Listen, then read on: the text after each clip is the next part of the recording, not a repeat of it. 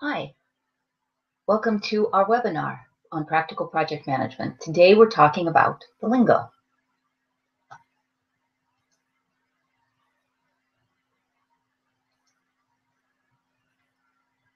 So before we really get into it, I want to tell you a little bit about myself so that you have some confidence that I know what I'm talking about. My name is Kim Wasson. My educational background is that I have a bachelor's degree in computer science from Cal State, and I have a master's degree from Stanford. I have had positions over my career from line engineer up to vice president before I started my business. And those positions were at big companies like IBM and eBay, at smaller companies like Santa Cruz Operation and General Magic, and at a bunch of different startups. And in every one of those positions, in every one of those companies, I have used project management concepts and tools. So I think it's really important stuff, and it's applicable to your daily life as well as professionally. I started Ivy Bay Consulting 10 years ago, and my specialties are tailored solutions for project and program management, and I do a lot of coaching in those areas. I untangle kind of messed up projects, get them back on the straight and narrow. I do some process engineering, process improvement. I work with folks on time management as well, and I do a lot of work with distributed teams and international teams. And my website is up there at ivybay.com if you want to check any of this stuff out. So I really have been doing it for a long time. What we want to talk about today, when we talk about the lingo, the first thing I want to do is give you some information on why actually getting this stuff out of your head and onto paper, or figuratively, could be electronically, but getting it down outside of your head is an important thing. The lingo itself we'll talk about in basic terms and concepts, and some specific project management terms. So the idea behind this is to get you some definitions so you understand the terminology. So whether or not you choose to use that terminology, you will at least understand when other people are talking about it, what they're talking about. We're going to talk about goals and assumptions because those are some really important project management concepts that get overlooked a lot. We'll talk about roles and responsibilities within project management and how you define those.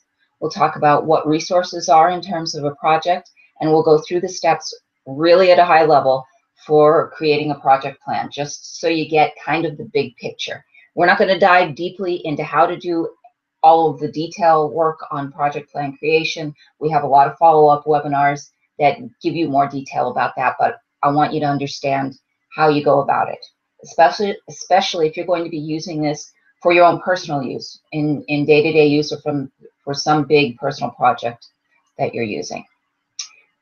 So our first item, why document? Why get it out of your head and onto paper? The first reason is that once you get it written down, you start to see what things are dependent on what other things, and you start to see what things impact other things, both inside and outside your project. It's a lot easier to spot assumptions when you have your ideas written down to look at. To some extent for you, but also if you show this to someone else, they're going to be able to spot things because their assumptions are probably not going to be exactly the same as yours. When you write it down, then you have a source of truth. Everyone has the same understanding of what it is you're trying to accomplish. And if you're working on your very own project that doesn't involve anyone else, that still is going to get you to an understanding at a point in time of what you think you're going to do or what you thought you were going to do. So that doesn't get lost in the day-to-day shuffle. If you are working with corporate clients, if you're in a company, if you're a consultant working with a corporate client, if you're an organizer working with a corporate client, they're going to expect project plans. So it's really going to be important for you to understand what they look like and how to put them together for those clients. And finally, when you put this down on paper, it helps all the people who are actually involved in the project and making it successful in implementing a piece of it. It helps everybody understand how what they do fits into the big picture, and how if they don't do that, it's going to affect the outcome of the project. And it makes responsibilities a lot more clear. Who's going to do what? Because sometimes that's an assumption, and sometimes those assumptions aren't valid. So let's move on to some of the very basics. These are kind of general definitions in terms and concepts. So a project really is any effort that has more than one step, and there are steps that are dependent on each other, and they're trying to accomplish a goal. So creating an iPhone app is a project. Building a house is a project. Putting on a party is a project. Painting your bathroom is a project. These concepts apply to all of those different kinds of projects. The unofficial definition of project management, and this has been true for many, many years, is herding cats. You're trying to get a lot of people with a lot of different ideas to go in the same direction, and it's not always easy. People have their own ideas. They want to go off and pursue their own path, and that's not always going to get you to your goal. There's actually, if you've never seen it, there's a really fun video about cat herding, and it was from EDS years ago, and that's not where it originated. It's really a reflection of this understanding amongst professional project managers about cat herding. So while I'm not going to show it to you here, when I send you the link, I will send you when I send you the link to the webinar, I'll also send you the link to the cat herding video. The official description is planning, organizing, and controlling resources to achieve specific goals. And you do that using processes that are already defined. Often the word motivating is left out, but most projects are made up primarily of people doing things. And so motivating becomes very important. Obviously, if you've got a piece of equipment, you're probably not going to do a lot of motivating there. But it's important to understand that the whole concept does involve getting people motivated, wanting to do the work, feeling like their work is important. Influence management is a concept that's pretty basic to project management. Unless you are running your very own project, typically you have to use influence management. And that means that you have responsibility for something, but you don't actually have positional authority. People don't report to you. You can't tell them what to do, which means you have to get things done by influencing other people rather than by benefit of your position. So some general concepts. Assumptions are what you believe you know about a project. Anyone else involved with the project is also going to have assumptions. And we'll talk more about that in a little while. 4 dials is actually a tool, but what you want to take away from this, because I do have in one of our later webinars, we'll explore the 4 dials a little more, but there are 4 aspects, 4 drivers to any project: scope or content, the cost, the quality, and the schedule. Cost is also stated as resources many times, so those are kind of interchangeable. And those 4 things are have relative importance to each other, and their relative importance helps you drive forward. The project sponsor, and I use this a lot, is whoever's paying for the project. That's the person with the checkbook. That's who you're ultimately responsible for. If it's your own project, if you are organizing your garage, you are the project sponsor. If you're putting on a project, you are the project sponsor. In a corporate setting, in an organizational setting, there is someone there who is signing off on the cost of the project, and that's the project sponsor. Your stakeholders are the people who are going to benefit from this project. They're the people who are putting up resources for the project. They're the people affected by the project. Usually they are paying one way or another, and they are very important because they are going to, while your project sponsor is where the buck stops, that they're the ultimate decision maker, your stakeholders are very important and need to be included. They may not be actually implementing the project, but they're very concerned with the outcome of it. Contingency or contingency planning is planning for reacting or recovering or adjusting if some part of the plan doesn't go as expected, because lots of times they don't go as expected. Something is going to not work out the way you planned, and you need to be able to respond to those things not working out. And so in a lot of cases you plan for that because you know some areas are kind of risky, and sometimes you just have to react. But you want to have some ideas before you get into such a situation, and that's another webinar. Efficiency versus effectiveness. This is often a struggle. Efficiency is getting things done very fast. We all know efficient people. They tend to be very brisk, and they get things done quickly, and they get them done, and then move on to the next thing. And efficiency is very important. Effectiveness, though, is getting things done in the best possible way. And this is often described as the difference between getting to the top of the ladder first and making sure the ladder is leaning against the right wall. So you want to balance efficiency and effectiveness. You want to get the right things done the best way and the most efficient way. Quality is a measure of the errors or flaws, and that can be at a broad level. It can be at a minute level. If you're painting your bathroom, your quality might be, where you don't have a clean corner. Your quality may be measured in how many drips you have. Usually there's a threshold. Root cause analysis, and this is kind of an advanced concept, but root cause analysis is following an issue to the real reason it happened, because if you don't know the real reason it happened, you can't avoid it happening in the future. And over the course of a project, when things go wrong, typically you do some root cause analysis so you don't run into that problem right away again. As an example, and again, this is an advanced thing that we go into more deeply in other webinars, but suppose you have a teenager who was getting straight A's and suddenly their grades are dropping. And what you've noticed is that they're not spending as much time doing their homework, focusing on schoolwork as they used to be. And you might stop there and try to push them to spend more time on their homework.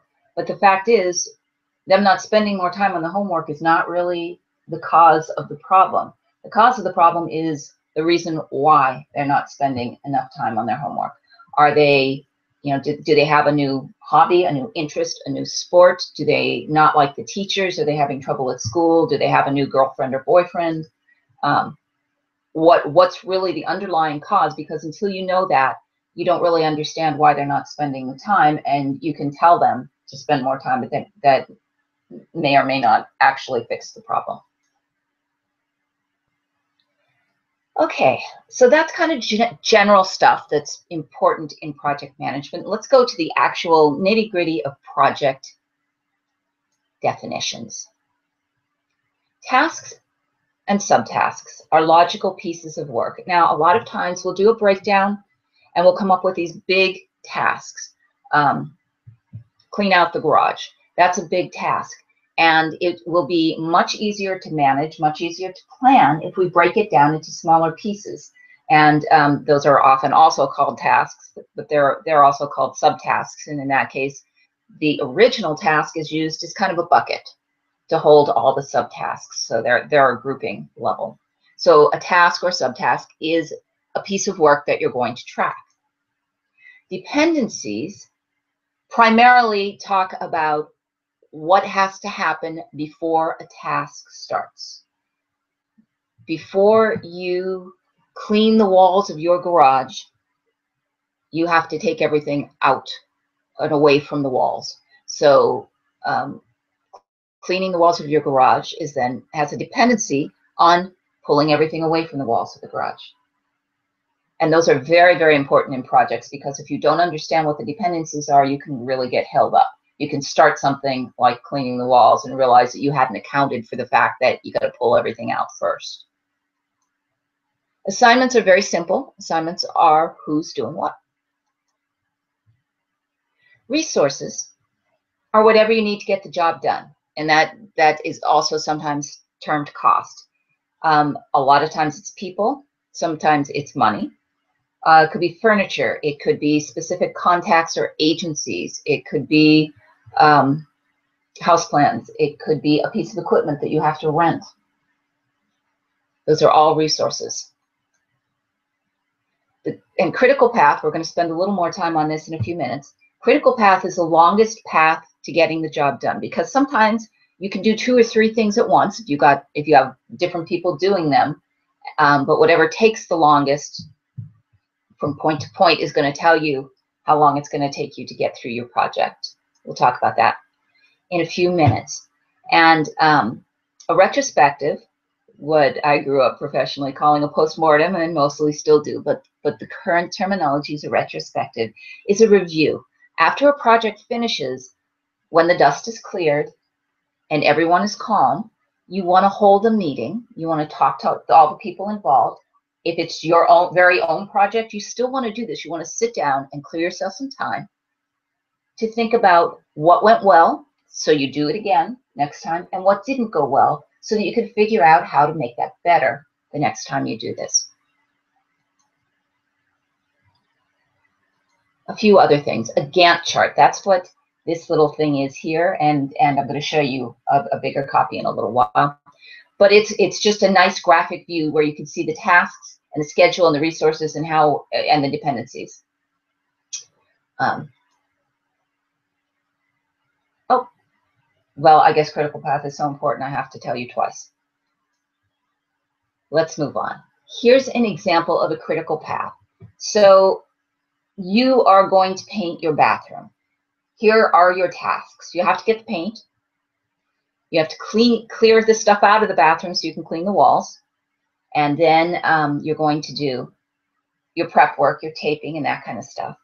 And when you have the paint and you've done all of these things, then you're going to paint the first coat. Now, you can't do the bathroom prep until you clean the walls. So the prep is dependent on cleaning the walls. You can't clean the walls until you clear all the extra stuff out of the bathroom. So cleaning the walls is dependent on clearing the bathroom. And you can't paint the first coat until you've done the prep and you have the paint. However, if there are two of you working on this project, one person can go out and get the paint while another person gets the bathroom ready. Now I've put some time on here, so we're going to assume it's going to take 2 hours to get the paint. You got to drive to the store, you got to get it mixed up, you got to check out, you got to drive home. And we're thinking 1 hour and 3/4 is plenty of time to get the bathroom cleared, cleaned, and prepped. So that will be going on while you get the paint, but you still can't start painting when you get those 3 things done. So they're not on the critical path because you can get those done and you'll still be waiting around to go to the next step. Once you get all that done, you can paint the first coat. You can't paint the second coat until the first coat is done, and you're not going to clean up until you finish painting. So your critical path is this 2 hours to get the paint, and then these things, because there's nothing else going on at the same time. Now, why do you care? When you are actually doing a project, your critical path is what's the way through the project that's going to take the longest. So you want to optimize for that. You want to see when you can, if you can get some stuff out of the critical path. Sometimes the critical path is not because of the kind of task, it's because of the people doing the task. So if you were going to prep to go get the paint and prep the bathroom, then you would have 3 hours in your critical path instead of the 2 hours you have now. So if you looked at it in that critical path, you might have said, you know what, honey, you should go get the paint so I can do all this stuff and we're ready to go. So that's critical path. In a corporate environment, managers usually want to see what the critical path is. They want to understand, because that's where the risk is, right? If you run into bad traffic getting the paint, you're going to delay the whole project, for example, and they want to know where the delays could come in. Okay, let's talk a little bit about goals. Before you do anything else on your project, figure out why you're doing it at all. What do you think you're going to come out of the project with? Those goals are going to be your compass. They're going to provide your direction. And you want them visible. You want to be able to refer to them. You want to refresh that. You want to keep your eyes on this compass, this goal, because you are going to be lost in the details when you're doing the project. And they'll help you decide whether you're on the right track or not. So here's an example. You're going to paint your bathroom.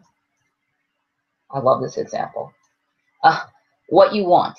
You want the walls and ceilings and cupboards painted. That's important to you. And you want the paint to look good. It needs to match. It's really important that you can wash it once it's on the wall, because you bathe your dogs in the bathroom, your kids come in and drop their muddy clothes in the bathroom. You got to be able to wash it. And you don't want spatters where they don't belong. You don't want paint on your sink or on your bathtub, and you don't want any big obvious drips. So that's the goal.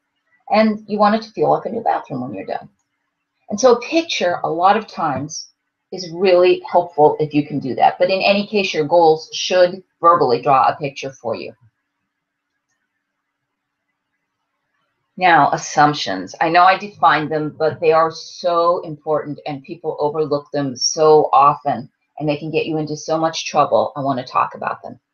Everyone has assumptions. That's not necessarily a bad thing. That's how we operate as human beings. If we didn't have assumptions, it would take us hours to get out the door in the morning. But you need to recognize that everyone has assumptions about pretty much everything, and they're not always reasonable. So here's an example of Dilbert, except that he's called out his assumptions, right? The goal is profitability by year 3, and his assumptions are there's going to be an armored car that spills money on them, and a comet's going to strike oil, and that's the only way it's going to be profitable in 3 years. Now, you're probably not really going to run into stuff that's that wild, but you will run into things where usually the assumptions are that someone else is going to do something, that what's coming out of the project is different than what you think the project is supposed to produce, or that something's easier than it really is. It's going to be quicker. So you really want to get them out on the table, because no one ever thinks to say that, right? There, it's kind of ingrained in us. And so when you are managing a project, you need it to not be invisible, not be under the covers. You want to draw this out. And this is one of those things that putting your project on paper will help do, even if it's your very own project. This is if you've never seen this before, this is a classic, many years old project management kind of joke, right? Marketing requested a 3-tiered swing. Sales said they wanted a swing with three chains. Engineering didn't get clear. As an engineer, this part always upset me, but what I've decided is there were not clear requirements for this. The plant got the swing, put it up like this, and then, to make it usable, you had to do something silly, but this is what was really wanted in the first place. Everybody made assumptions. Nobody checked to see if they were valid. And clearly there is no actual picture of it, or we would have gotten it. So another important part of project are roles and responsibilities. There are a few key roles in most projects. The project sponsor that we talked about, that's a person with the checkbook. The stakeholder we talked about, someone with a significant interest in the project. Typically they are, the implementers may be stakeholders. A lot of times, for example, for a new product in a corporate environment, marketing is a stakeholder, sales is a stakeholder, to some extent, finance is a stakeholder. The project managers make the trains run on time. They're typically responsible for everything. The implementer actually does the work. If this is your own project, if you're painting your bathroom, you're kind of all of these things. And then there's quality assurance and quality control, and that's the team that checks to see if it's good enough. Is it as good as we said we needed it to be when we set out the goals of the project? And then the project team is everyone who's involved on a day-to-day basis. They meet, they've got to talk to each other, they've got to play nicely together. That's everybody. That the stakeholders may not be part of the project team. They may not be the ones making it happen. The project team is the group of people making it happen. So what do you do with these roles? You be sure everyone knows who's playing each role. Write it down. And that way everyone knows who to go to. Everyone knows who's making what kind of decisions. You don't have multiple people making decisions on the same stuff and maybe coming out with different decisions. It makes communications much clearer. And why it's important is because each role has specific responsibilities. Okay, so here's an example. You're painting your bathroom. Surprise, surprise. Here are the rules. You're the project sponsor. You're bringing out your checkbook. You have a spouse and a daughter living in your household. They care what this is going to look like at the end, whether or not they're going to help paint it. But you've decided that you, your spouse, and your daughter, all of you are going to work on getting this project done. You have the final say in whether it's good enough. So you and your spouse will be funding.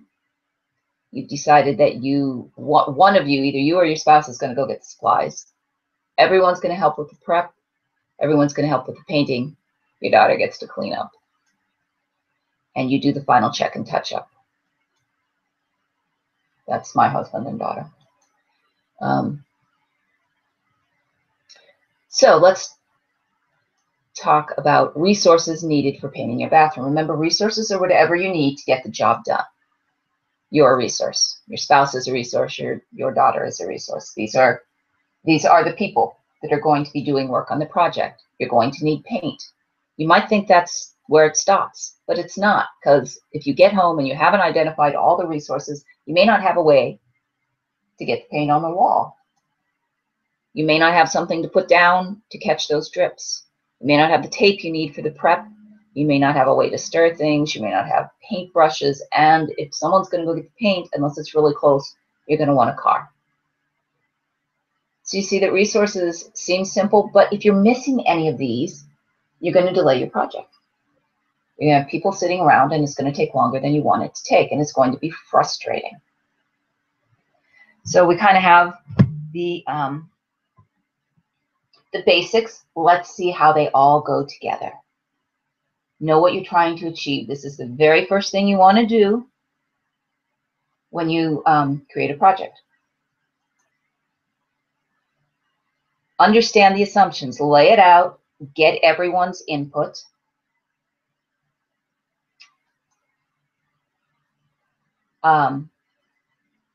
Understand who has what roles and who has what responsibilities. This is a little different than the assignments at a task level. This is really overall for the project level, who's responsible for what.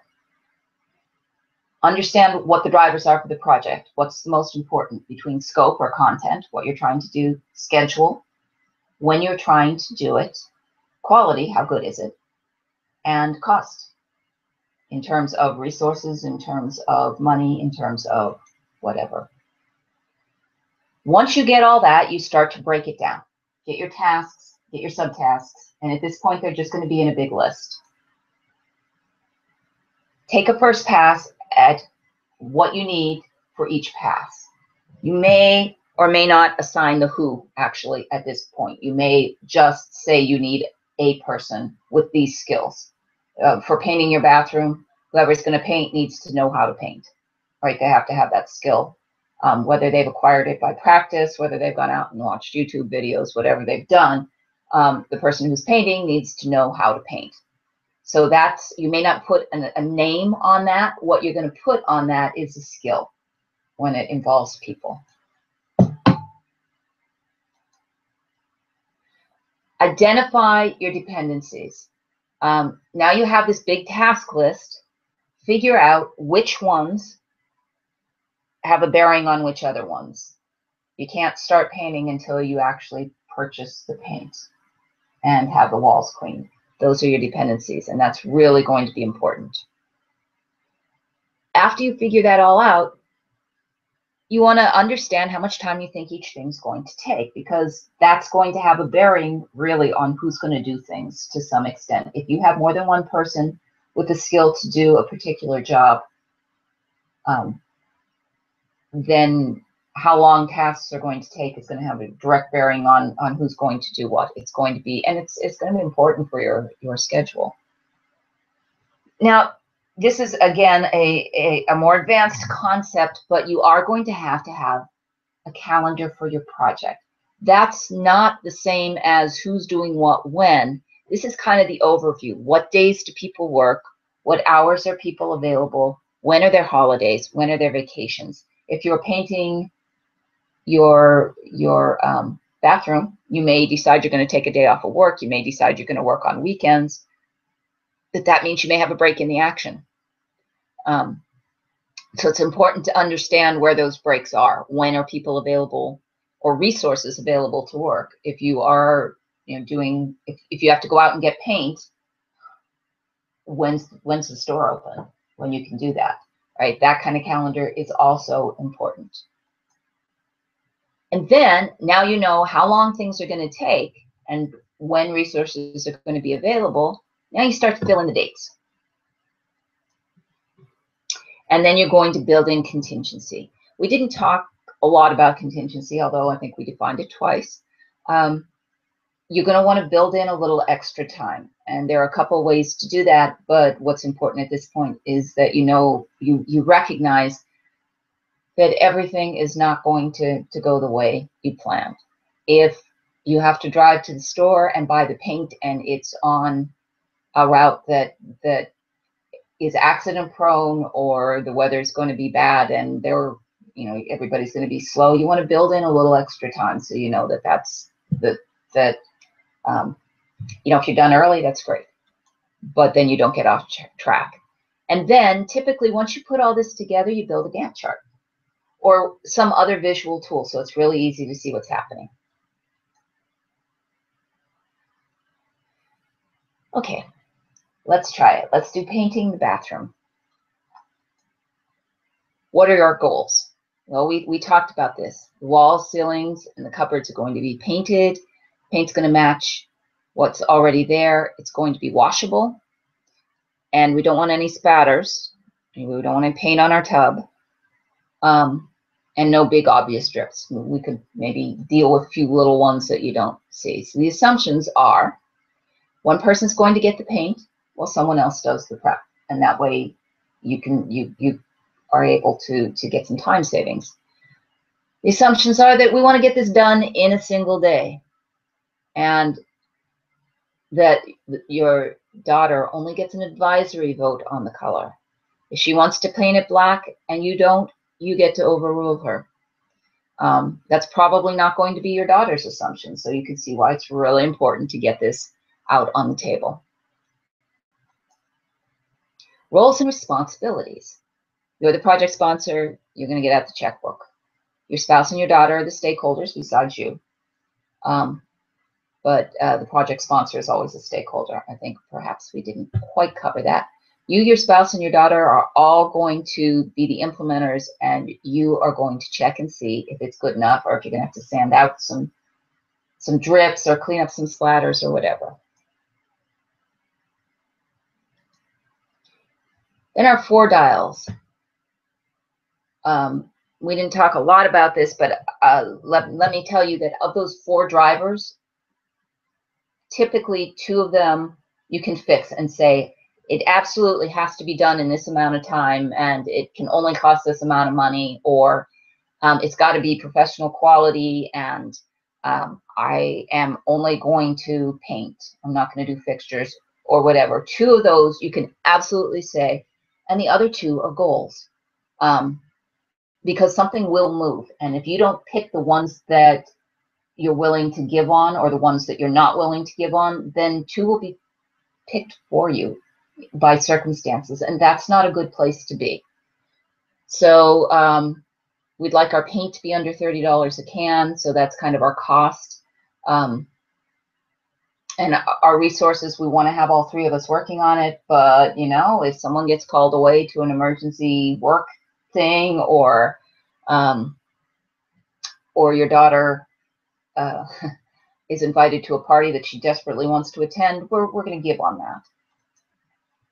So now here are your tasks. You're going to get the paint. We talked about this in critical path, right? You're going to clear stuff out of the room. You're going to clean the walls. You're going to prep, which is taping and putting down the tarps and stuff. You're going to do 2 coats of paint, and you're going to clean up. And that's going to be it.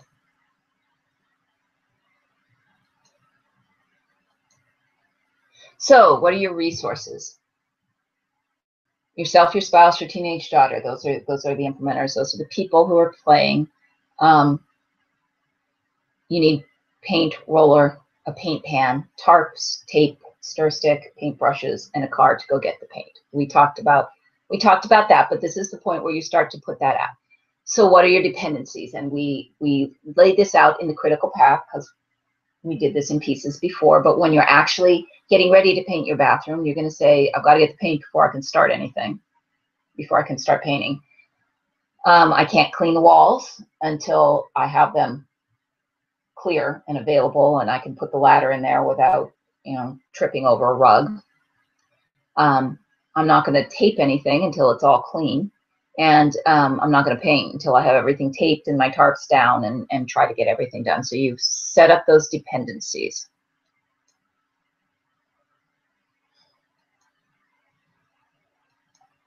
So, oops, how long? And we did talk about this in the critical path, and you don't have to agree with these. These are just an example, but it's going to take us 2 hours to get the paint. It's going to take us 15 minutes to clear the room. It's going to take us half an hour to clean the walls. It's not a very big bathroom, and a lot of it's taken up by tile and stuff. But we're going to have a lot of time to prep because we don't want paint on the tile or anything else. So we're letting ourselves an hour to do the prep. We think that our first coat of paint is going to take an hour. There's not a lot of surface area, but there's a lot of tricky bits. The second coat is going to take half an hour because the second coat always goes on faster. And then cleanup is going to take about 45 minutes.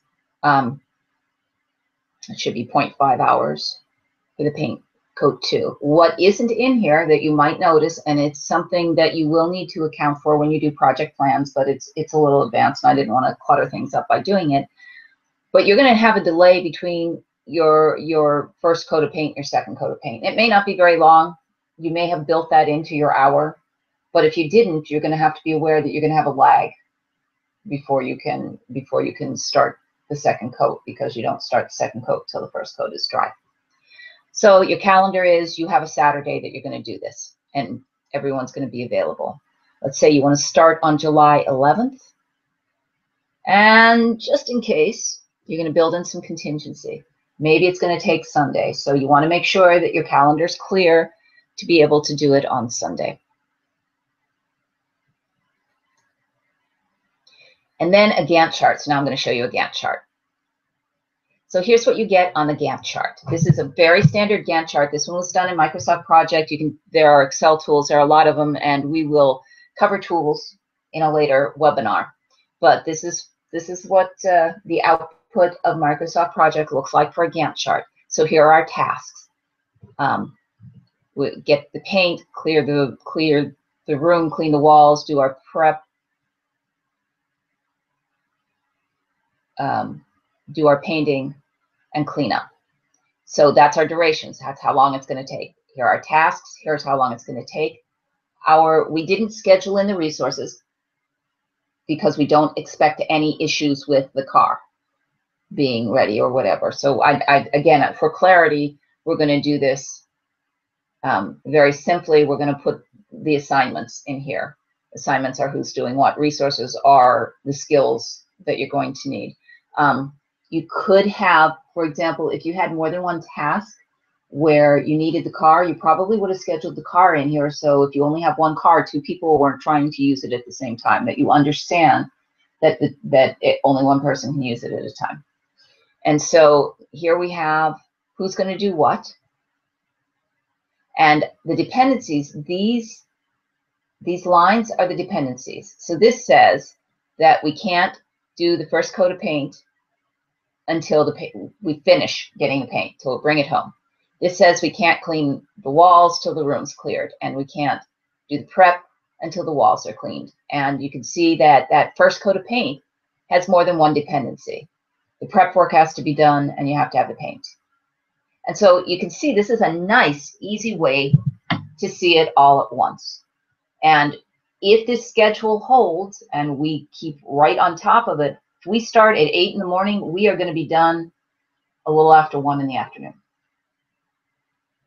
I kind of changed the resources a little when I put them in here. I decided I wanted Dad to do the cleanup, and because my daughter was dying to do paint, and the second coat's easier than the first coat, so I'm going to let her do it.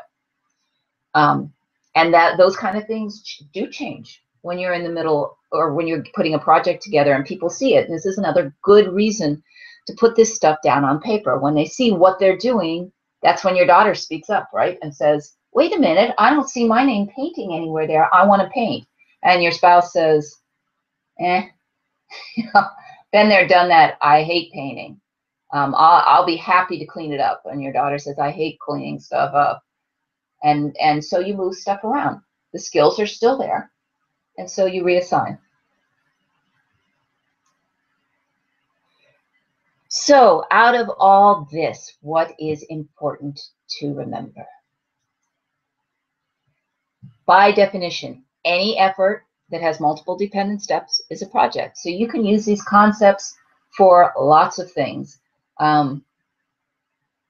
Obviously, painting a bathroom, a software project like creating an app. Building a house is a massive project with lots of these interrelated things. And I can tell you there are construction project managers who specialize in this kind of thing because construction projects are so very complicated and have so many resources involved and specialized skills and things that have to be scheduled when they can be scheduled. If you've ever done a construction project and had to wait while the carpenter got free from his last job because they wanted some extra stuff and he wasn't scheduled in originally and all that kind of stuff.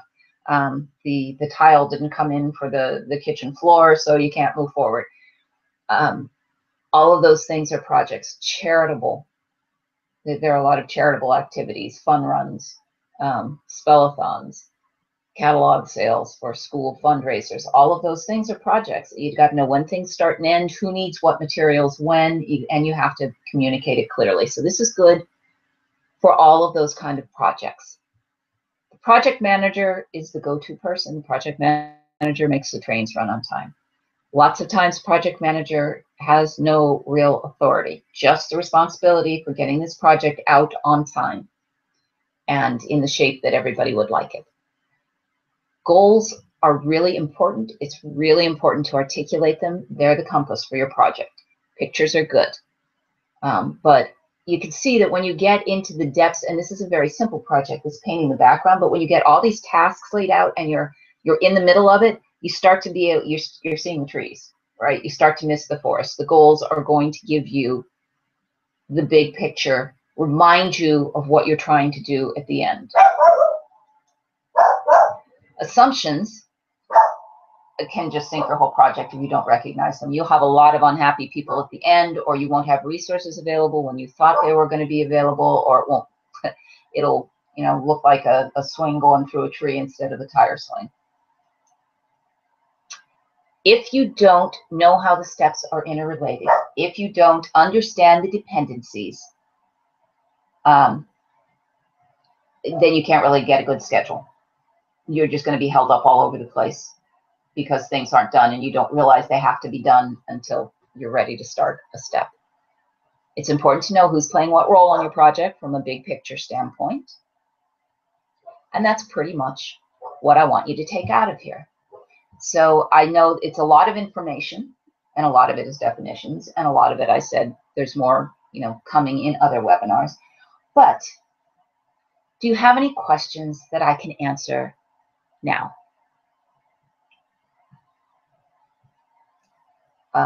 Okay, influence management. Talk a little more about influence management. You see this a lot, particularly in corporate environments, where the project manager is at the same hierarchical level as people who are implementing the project. And so, there's no positional authority. You're not their boss, right? You're the boss of the project. You're not their boss. You're not going to fire them. Not only that, but you typically work with other groups. You need something from another group. You need a machine set up. You need a specialized skill for a short period of time. You need a contract completed by your legal department. And you have no authority there as a project manager, even if you had positional authority. And most companies separate out project managers from people managers. It just makes things cleaner and less subjective. And so as a project manager, yes, you can, if someone's not doing something, you can, and you sometimes have to go to their management to get some action, but that's not a good way to do things from a couple of standpoints.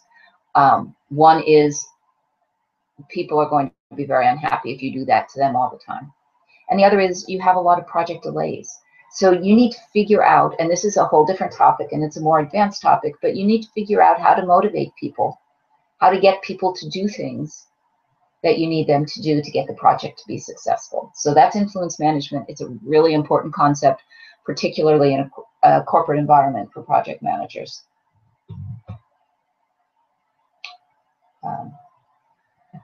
Anything else that we have? Okay, why is critical path important? There are a couple of reasons a critical path is important. One of the big ones is that you understand where the risk is, right? In our painting your bathroom project, clearly there's a big risk in how long it takes you to get the paint. If there are long lines at the store, if traffic is bad, if they don't mix up the paint correctly the first time, you're going to delay your project. So you know that the risk is there and you can take some steps to make it a little less risky. Plot out your route, get there early so that there's not going to be a long line. Go somewhere where you trust people to get the paint mixed right the first time. So that's one of the big things, is understanding where the risk is. And another thing is to try to rearrange resources if you can. So if you have a critical path because there's one person doing a lot of things in a row, and those tasks could be done at the same time.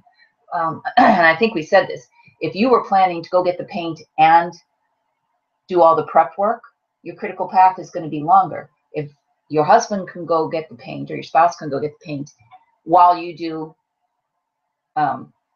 the prep work, then you have made your critical path shorter and you've reduced the risk on your project. But unless you lay that out, it's really hard to see. So that's why critical path is important, and why in a corporate environment, you'll find that managers and executives really want to understand where that is. Anything else? Dependencies. The question is, are dependencies always that something finishes before something else starts? And the answer is no. That's not always what the dependency is. Although that's far and away the most common kind of dependency, to a point where the project management, the tools like Microsoft Project actually make that assumption for you unless you tell them different. But sometimes you have dependencies where one task has to start before another task starts. For example, if you are reorganizing your garage and your plan is to take everything out of the garage and sort it, if you have enough people, you can have someone sorting as stuff comes out of the garage, but that sorting piece can't start until carrying stuff out of the garage starts. And usually there's a little bit of a delay, and the tools actually provide you for that delay. So say you've got 15 minutes while someone brings the first load out, but that's called a start to start dependency. And there's a finish to finish dependency as well, and you can take those same two tasks I just talked about. You're not going to finish sorting until everything out of the garage, plus you have a few minutes to sort that last load out, right? Because otherwise, even if you finished what they brought out, there's going to be more to sort. And that one's called a finish to finish dependency. And again, there's often a lag, and the tools provide for that. So there are other kinds of dependencies. And sometimes they're just availability dependencies, and they don't really get marked out on a chart that way. But for example, if you are laying a new patio and you need to rent a small concrete mixer, that's going to be dependency for that part of the project, right? And if that's not available at the rental company, you have a problem. So you're going to call the rental company, you're going to find out when you can reserve it, and you're going to build that timing into your project plan. So there are multiple kinds of dependencies. Anything else? Not so much? Overwhelmed? Lots of information? Okay, so we have more webinars coming up. We have lots more about the basics. So we just did the lingo. We have sessions on the parts, the core, the dimensions, the tools, and then putting the whole thing together. And then past that, we have a more advanced series called Advanced Concepts. And we have sessions on relationships, which is what we're talking about with influence management, risk, project communication, root cause analysis that we talked about very briefly, making it better, systems analysis, traditional techniques, and agile methodologies. So all of that stuff is all on my website, and please check it out. I will send you a link to this so that you can see it on YouTube if you want to review it, and I hope to hear from you again. Thanks.